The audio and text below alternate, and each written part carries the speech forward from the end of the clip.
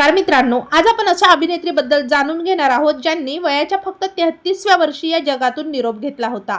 पाहूया संपूर्ण बातमी। तत्पूर्वी आपण जर तारांगण या YouTube चॅनलला सबस्क्राइब केलं नसेल तर एकदा नक्की सबस्क्राइब करा।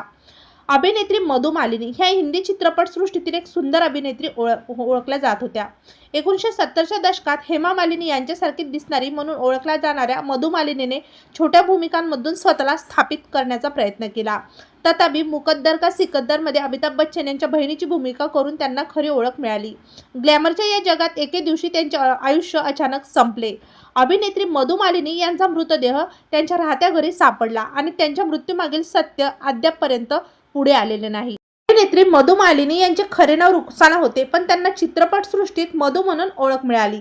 त्यांनी 1970च्या दशकात चित्रपटसृष्टीत प्रवेश केला आणि लवकरच त्यांना प्रसिद्धी मिळाली।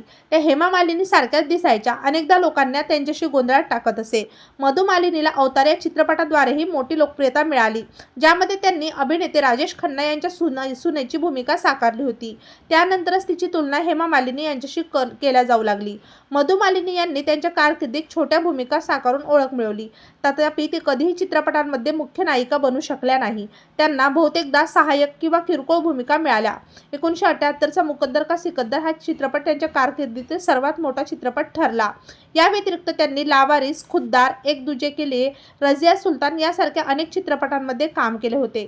मधूचे खरे आयुष्य खूपच वेदनादायक होते। 1980च्या दशकात उत्तरार्धात एके दिवशी मधु मालिनी त्यांच्या राहत्या घरात मृतावस्थेत आढळल्या, मात्र त्यांचा मृत्यू कशाने झाला याचं कारण अद्यापपर्यंत समोर आलं नव्हतं।